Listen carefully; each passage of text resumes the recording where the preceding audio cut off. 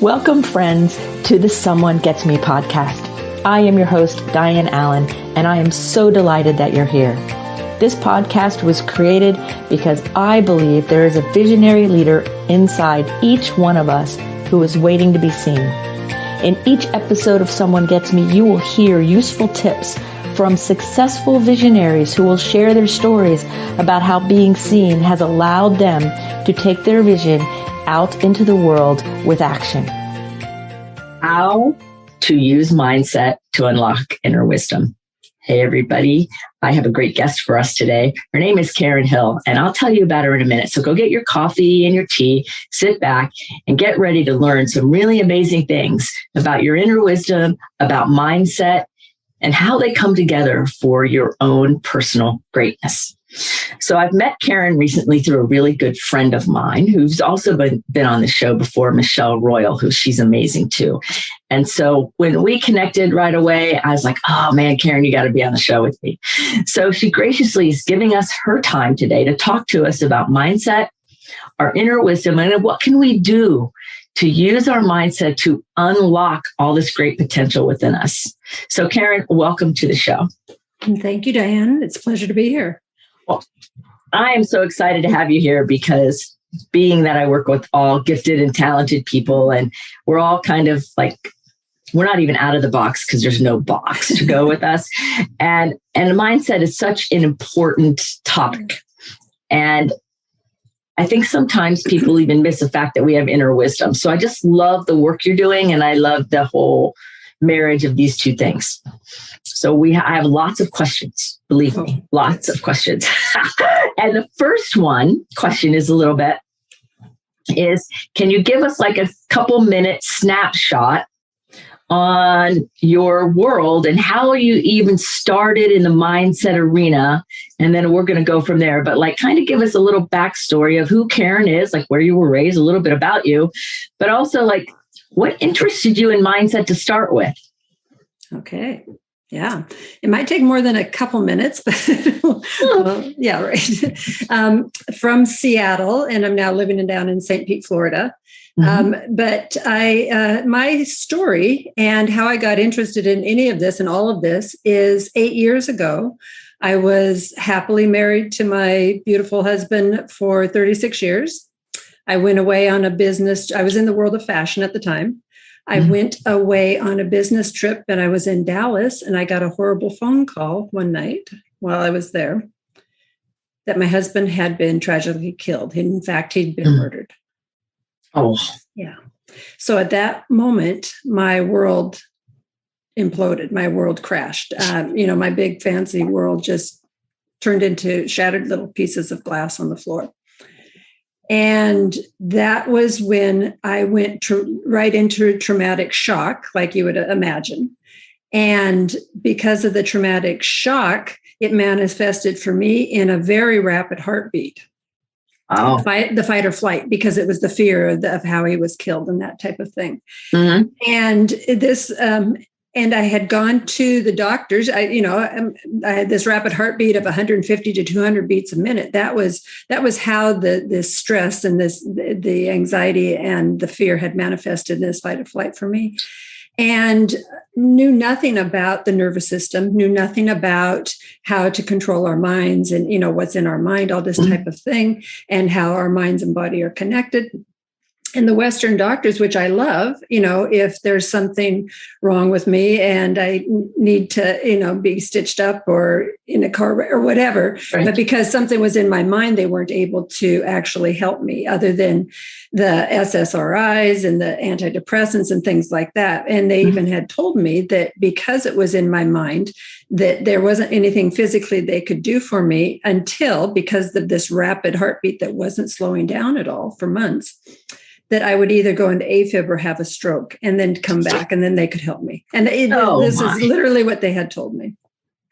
Oh my word. Oh my word. I know. Okay, go ahead. I'm sorry to interrupt you. But my God. Yeah. So it was a crash course into to all of just having the fight or flight, the fear, all of this, the stress, the anxiety, everything that's going on. That was, one moment you're living your happy life, and the next moment, you can't think straight because of all this, and that rapid heartbeat, which again, you couldn't think straight. You can't eat, you can't sleep, you can't do anything like that. And so when the doctors really sent me home and had gotten to the place where there really literally was no hope. And this was months in, and I had developed PTSD, the post-traumatic stress because of this.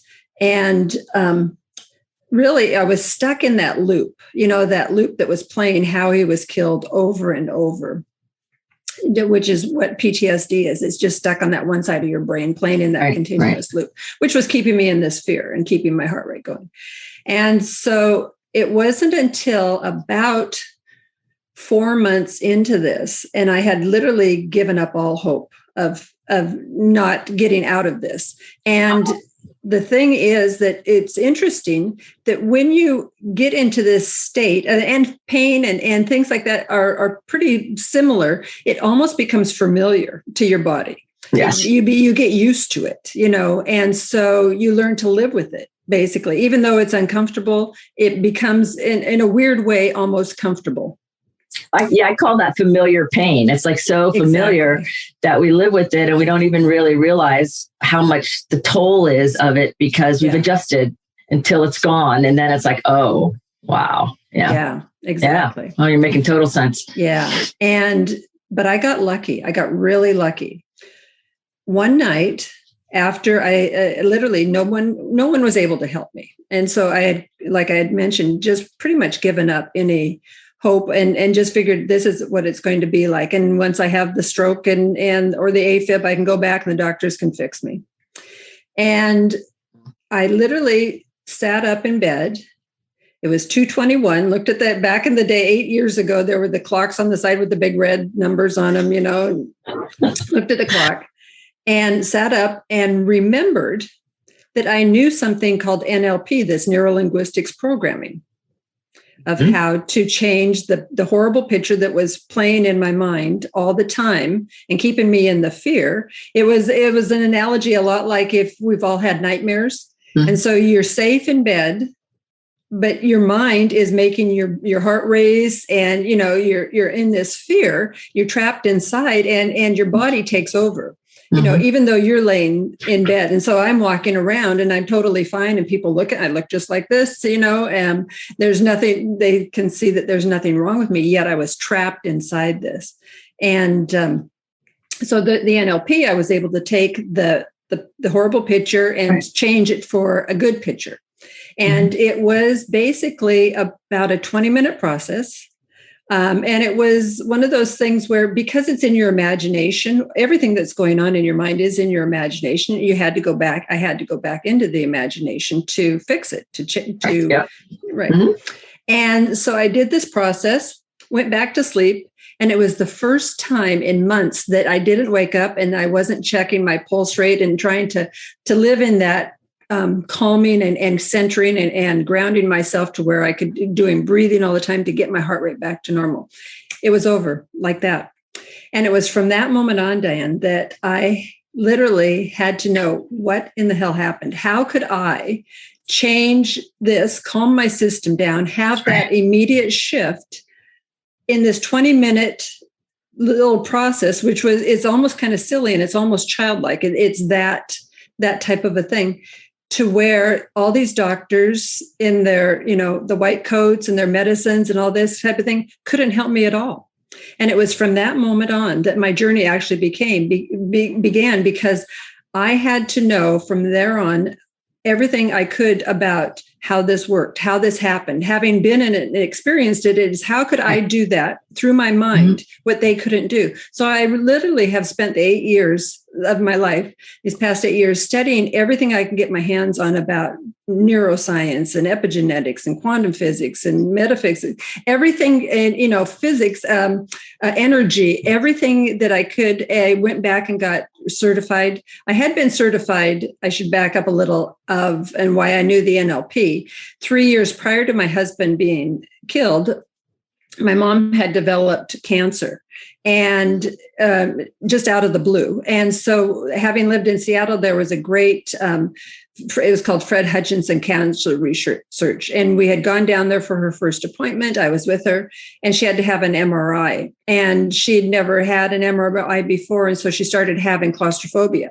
And we luckily had a little male nurse named Nurse Larry that talked to her for a few minutes. I mean, maybe 3 or 4 minutes. And I was standing there. Nothing was said that was strange or out of the normal. And all of a sudden she's laughing, and she gets the MRI, and she has no problem. The anxiety attack goes away. It calms her system down. And so when she got out of that, I said, I was with her. What did you do, Nurse Larry? What did you do to do this? And he said, it's something called NLP. And so I knew that she was going to have a long journey, and probably anxiety was going to be part of it. So I went home and Googled NLP and signed myself up for a class. But the prerequisite to take the neurolinguistics program, the NLP course, was you had to become certified as a hypnotist. So I started my hypnosis training to be able to get my NLP certificate. And I only did the very basics, because this was just something that I was going to be able to help my mom and do whatever Nurse Larry did, to calm her anxiety and her stress levels down on this journey. And then fast forward. So this was 3 years before my husband was killed. And it was literally about 4 months after I had taken the course and got certified, that she went into remission, and I didn't need to use this. And I literally almost forgot that I knew that, other than for the party tricks and things, the hypnosis or the fear of flying or fear of spiders and things like that. And so I didn't use it. My life really went back to normal at that moment. My mom was at okay. And we weren't going on the doctor visits. And so I went back into the world of fashion, and then fast forward again, these 3 years, and my husband was killed. And this is why I had forgotten when I was under the stress, because all the thinking part of your brain goes to the back part of your brain. So it can keep you in that fight or flight, because you don't know if that proverbial tiger is chasing you, and you don't need to think about anything. So I wasn't able to think straight, is what I should say. And so until that time when I woke up in the middle of the night and remembered that I knew this. And that is how it kind of all ties together. Wow. How I even knew NLP, how I got myself out of the situation and got the stress levels, became an expert on the nervous system. And our mind is part of our nervous system. And so that is really the journey that led me here today, and then, and since then, during these last 8 years, I went back and was recertified with more intense NLP, more intense hypnosis, really delve deep, I should say, into getting recertified and getting all my credentials up as high as I could, because it's fascinating to me how the mind and body are connected and they work.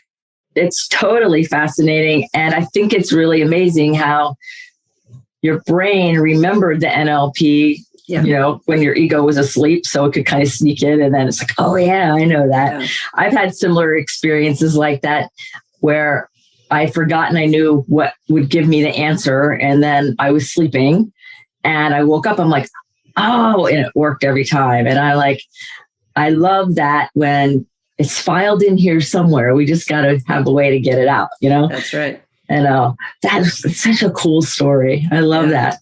Yeah. I mean, I don't love the fact that of all the grief and all this stuff, but how you learned something to help your mom that you ended up really not needing, but then you did need later, but you didn't know it then. It's like, I love how the world works. Yes. But like you were just saying, though, that is when we remember is when all the resistance was gone. And that was when my resistance finally gave up, is when I gave up, basically, and when you're sleeping, your resistance is down, so that's why you can tend to remember things in the morning and they come to you at night in your dreams.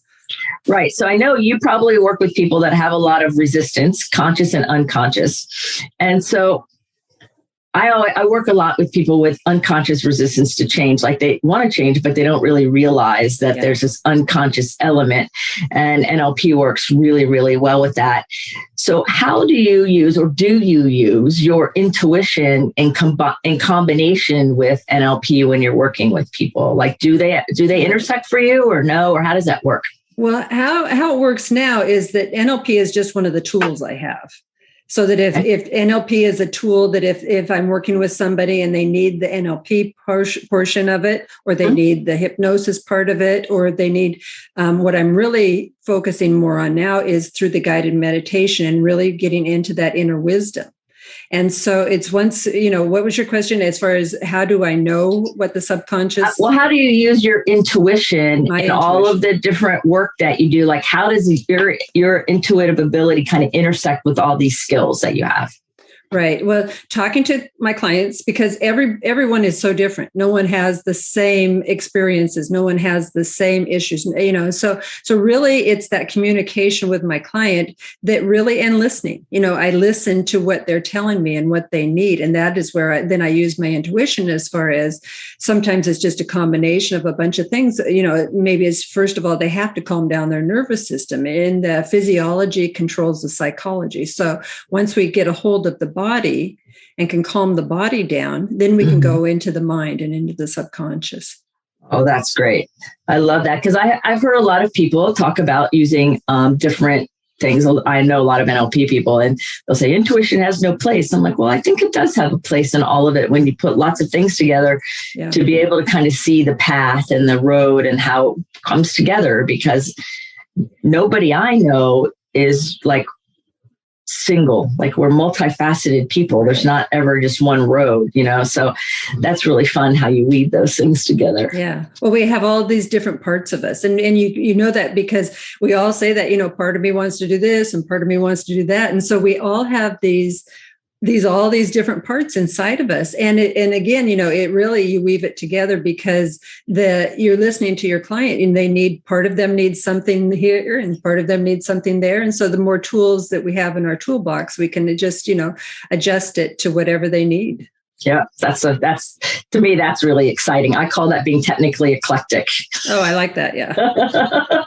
Like I got lots of stuff in my toolbox, and I'm technical about how I bring it out and bring it together. And that's what you're reminding me of. It's like I have a lot of things to use, and then I know what to use when and how.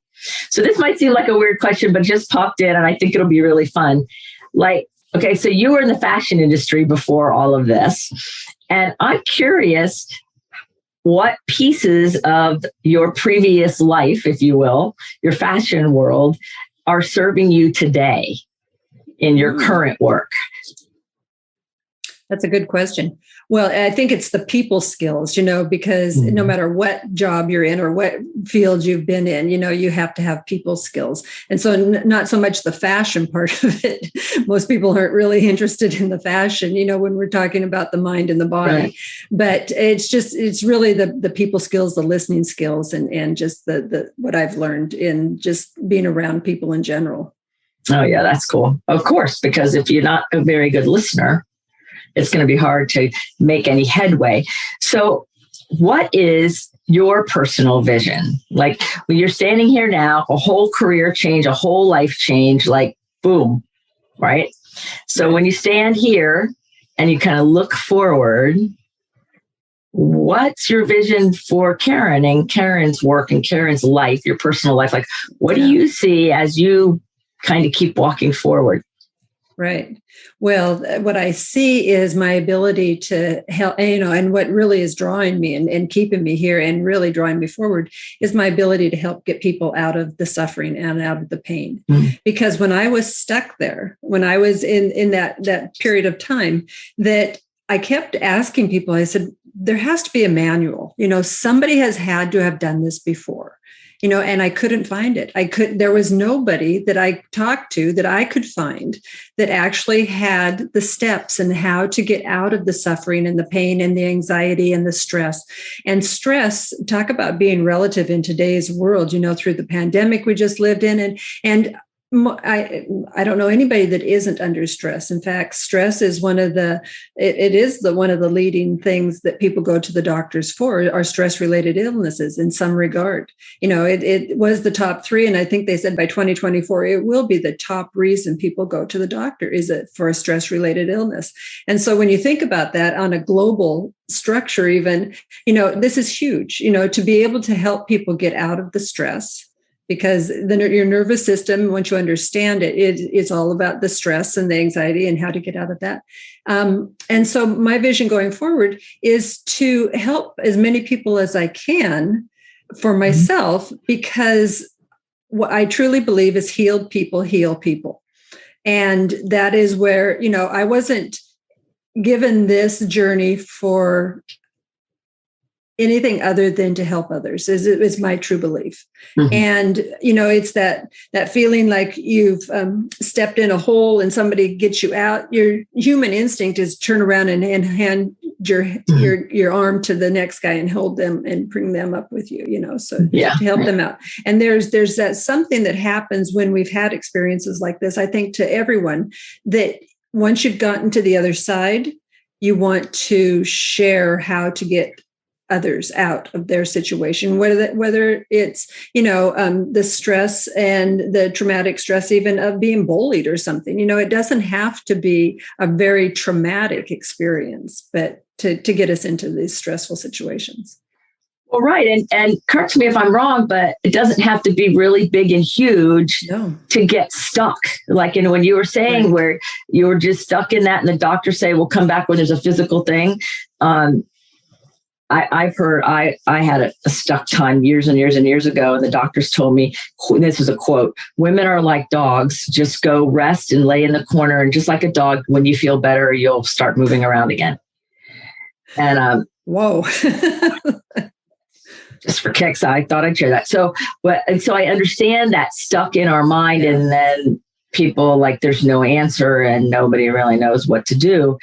And so by you doing this, you're kind of creating the manual for people. Yeah, and that was what I kept thinking, because my mind just kept going back to where is this manual? It's like, maybe this is my journey that I need to create the manual. And that's, I haven't written an actual manual, but there are the steps and all of the things that I put into place and all the tools that I use, that it is a manual that I now have to be able to help people, whatever their situation is. Yeah, right. That's really cool, because we can get stuck in so many different ways. Oh, yeah.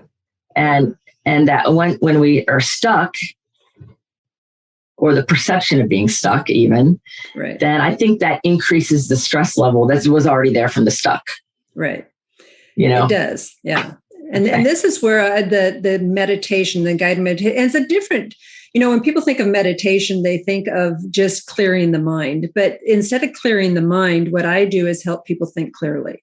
And so really tapping into that inner wisdom, when you're able to think clearly, stop all that external chatter that's going on, and really get into that inner GPS that we all have, as far as when you talk about getting unstuck, is what do you really want to do? What's in your heart, Diane? What, It's that type of thing, not what I should do and people are telling me I should do, or this makes more sense.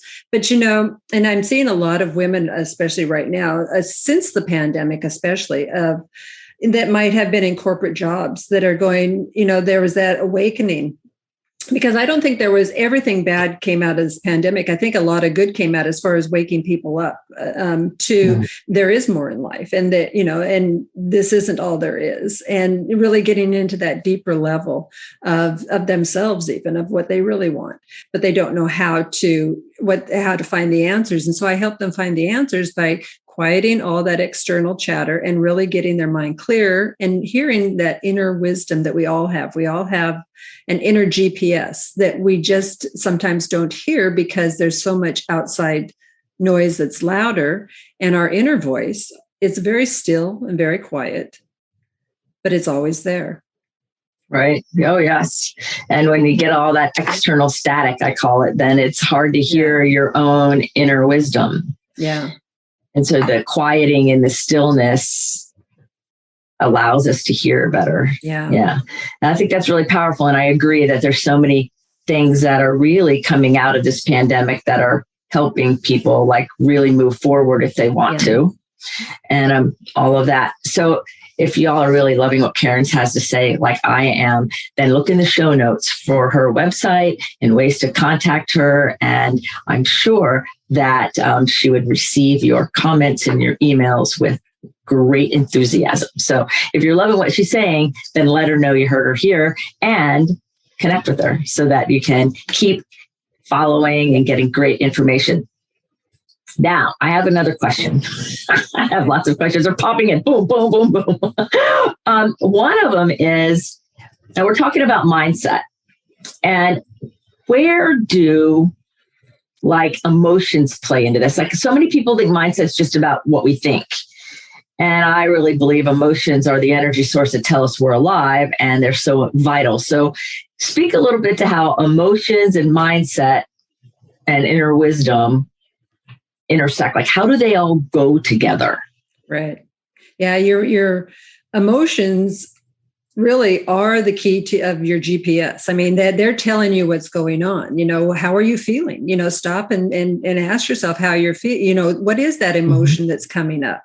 And because our thoughts are creating our emotions, there are no thought police. It's easy to think of a better situation and get the momentum of a good thought, because we all have lots of different thoughts and experiences that we've always had. It's really just a matter a lot of times of getting into the mindset, and how you get in the mindset is by changing the thought. And it's thinking of something happy, thinking of a time that you've, maybe even in the future, because a lot of times we get stuck in the what if of everything that could go wrong. And we start and always forget about that. What if things could go right? Or just, again, just the happy memories. To draw off one, you can actually change your mindset by just changing your thought, which will create the emotion. To think of a happier time, you become happy. And so it's so much more simple, but not always easy. Exactly. Than people realize. Like they sometimes think, oh, it's going to be hard. Well, it's quite simple, but that doesn't make it easy. Simple and easy are not the same thing.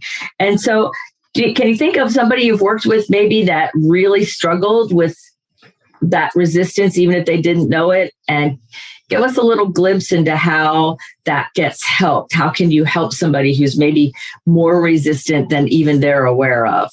Because I think that happens a lot. I think there's a lot of resistance. So give us a little glimpse into how you would approach that situation, or, use, client example without, of course, divulging who they were. But like, how does that work?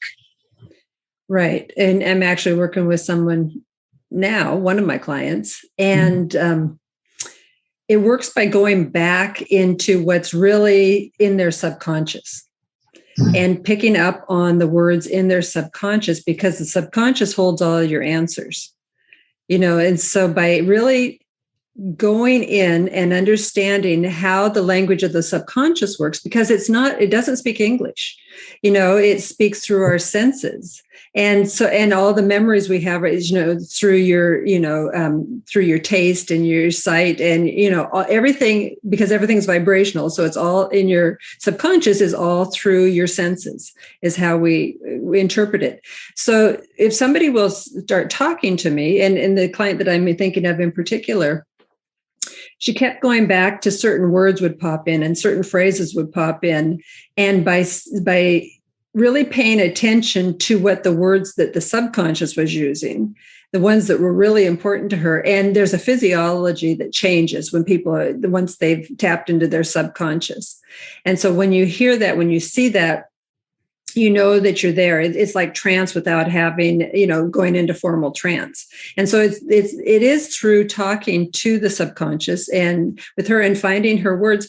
And all of a sudden, she was going, it turned into a silly situation, something that was causing her stress and anxiety for years now, by seeing the different perspective and seeing what her subconscious was really trying to tell her, but she had never listened to, because she was using the analytical part of her mind to kind of make sense, and reason. Mm-hmm.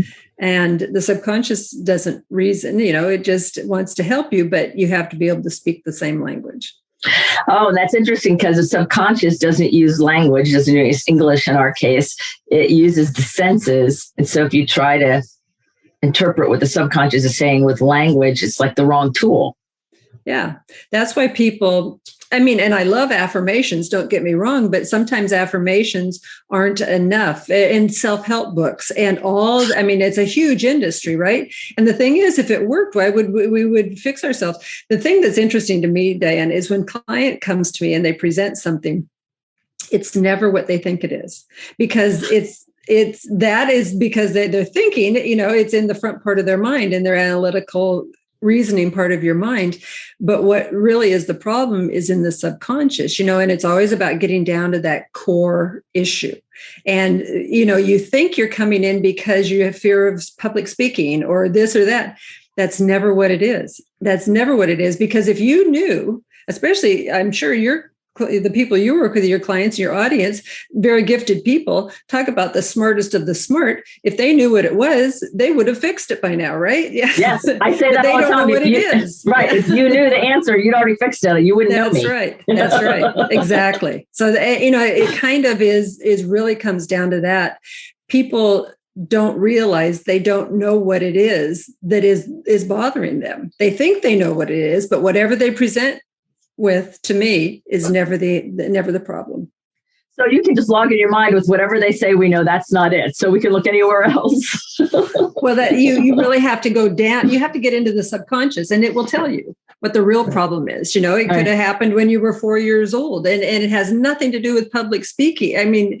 But you every time we have an experience, especially a negative experience, it gets stronger in our minds. And so it's like a muscle we're building, and anything that's familiar and similar to that, will get stronger and stronger. So if it's a negative situation, for whatever reason, it will become very strong. And then it will present itself, whatever the fear is or whatever the problem is. Mm-hmm. But that's, like I say, smart people, especially if they knew what the problem was, they would have fixed it by now. So obviously they're not, it's not what they think it is. Right. That's really amazing. And so one of the emotions that I think derails people a lot is grief. Because it's such a conflicting, massive emotion, and God knows you've had your experience with it. And so how can somebody take all the conflicting, massive emotions that go with grief and use it for their benefit to help them access their inner wisdom and use their mindset? Like, how can they flip the script on the grief and have it like send them forward versus holding them back? Yeah. There was there's actually, it made me remember there's a meditation that I do, a guided meditation, which is an experience, that going inside. And I just recently did this with a client who was stuck in the grief. She was really stuck in the grief, but we took her through the meditation to a bench, and her loved one was there, and gave her that time, that quiet time, to actually ask the questions that she'd always wanted to ask and hear the answers and hear the conversation, having a conversation with whoever she was stuck in the grief with. And it's a process more than anything, rather than just, do this type thing. And when she came out of it, she was changed. A lot of the emotion comes up, and the tears and things like that. But she said she was able to get on with her life because she finally was able to have all the questions answered that she was stuck with. But again, grief is it's stuck in a part of your mind, a part of your brain that hasn't finished processing. Right. And that's the key, is when you can go deep into the subconscious, then you end up with not being stuck. And once you can free whatever's got that jam going, then that's the game changer. And I bet you when you're working with somebody, you could hear that shift like that. Yeah. And shifts are interesting. Shifts are very, they were interesting to me. And it's the same with all my clients. It's like sometimes when you've had maybe stubbed your toe and the pain of a stubbed toe and you can't think of anything else, it's just, but then about maybe an hour or so goes by and all of a sudden it's gone and you forgot, you can't even pull up that same pain. You can't remember it. It's just, when did it stop? Was there a moment that it stopped?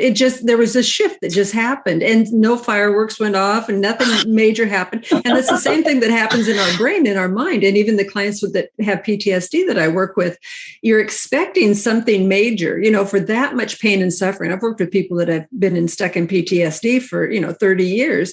And once the shift happens, once your mind finishes processing, because when it's stuck in that one side of your brain playing on a loop over and over, obviously, there's left brain, right brain, but by getting it into that whole brain state, that it's not stuck there anymore. And it's just changed. And it, you can feel it. Most people start laughing because it's an interesting response to, it's like, and they will say things like, well, I guess that really wasn't so bad, was it? And their family's going, 30 years we've spent, we've heard nothing about, you've been in this horrible pain. And pain is just like even a headache. You can't remember exactly what a headache feels like when it's gone. So even the other pains in your mind, the things that you're stuck in, the grief and all this type of thing, once it's gone, the emotion, the memory never goes away. The memory is always there, but we all have good memories and bad memories that we can pull up anytime we want, but we can put them away. But it's that emotional connection, that emotional hold that they have on us that is able, once they've gotten processed in the whole brain, the emotional hold is gone. Right. Yeah. And then the memory's there because it's an event, but it doesn't control us anymore. Correct. Yeah. The emotions don't control us. And that's when we're stuck someplace, it's the emotions that are controlling us. I totally relate to that. So where does spirituality come into play here? Like we're talking about inner wisdom. And for me, that's our spiritual essence, and then emotion and mindset. And like, where does our spiritual connection come into play? Yeah, because I think the spiritual connection is everything. I mean, that's the thing is, again, everything's vibrational and everything is really on that. Once you get onto that level of whatever that vibration is, because everything's energy. And so spirituality to me is everything, and it's really getting your mindset right, is getting, and your GPS all tuned up and right, is getting on the same wavelength as your source, whatever we call it, whatever you want to call it. And so that is to me where the spirituality plays, that once you get your body calmed down, once you get in touch with that inner wisdom, once you get in touch with that still small voice, that gut instinct that we all have, the gut instinct is the spirituality, that is where you know that you're on the right path or the wrong path. That is your spiritual guide that will tell you, we all have it within us, that if you're on the wrong path, it doesn't feel good. When you're on the right path, you can just feel it. Yes. And like you said earlier, it doesn't use words, it's feeling and energy.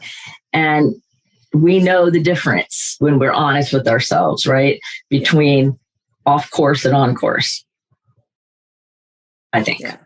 Yeah. Totally. Oh, this is so cool. I'm having so much fun talking about all this stuff. And so another question or a thing I want to ask about is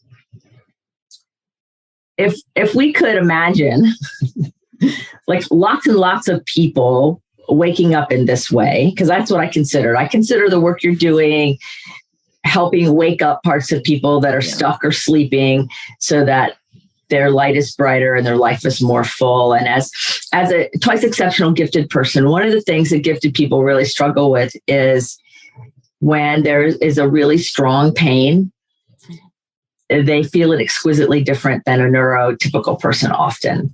So it's a real important idea to be able to start saying there is a way to get out of that exquisite hold that some pain can have on you, because it's a completely different experience as far as intensity and things. So this is, I think, very important.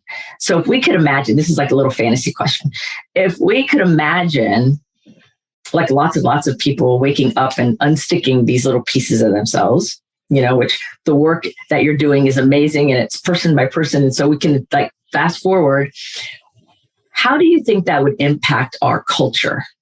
I think it would impact it hugely, because once we know, once we know the answers, once we know how to do this for ourselves, I'm just a guide. That's all my job is. I'm guiding people to where that they can learn how to guide themselves, basically.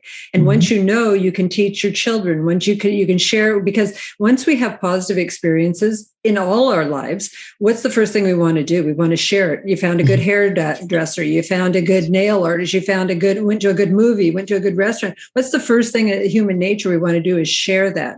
So when we can know how to, when we can learn how to make ourselves feel better, truly make ourselves feel better, really get in tune with our bodies and know how to control our emotions and the energy, that we want to share it with others. And so there's that, is it the butterfly effect? Is that what it is? That ripple that, yes. And so the world is so hungry and thirsty for this. I just led meditations at a women's retreat last month. And these were women that were saying a lot of the same thing. There is a conscious awakening that they're having, and they're all looking and thirsty for some of this self-help, the real inner self-help, to be able to share it with others and to change their lives. And it's the impact is huge, I believe, as far as what this can do. Once we've changed ourselves, we can't help but change others. Right. And not only because we want to share it, but also because when our vibration changes, it inherently changes everything around us. Yeah. Right. Oh, that's wonderful. I was wondering, because I've been thinking about it a little bit and going, that would be, to me, that's a glorious vision, to have more and more people unstuck in the places that have really just been a problem. And that would be beautiful.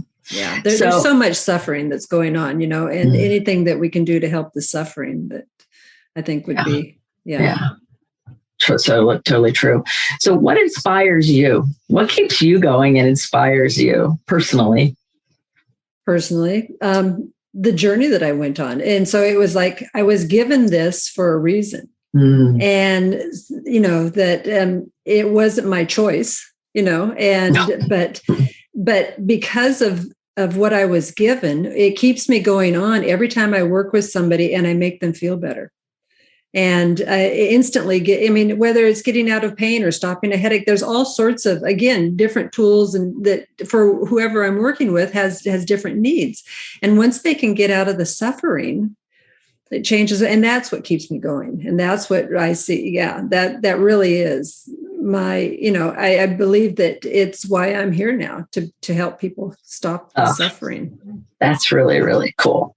So I have experienced your work, and it was really fun, because you're correct. The answer isn't what I thought it was. In fact, it was totally not anywhere near in the realm where I thought it was. And I already knew it wouldn't be what I thought it was. And it was still surprising. Like, I already knew the rules, and I already knew it wasn't going to be what I thought. And I already knew that everything I thought it could be, the whole list of things, it was none of those. I already knew all that. And it was still surprising.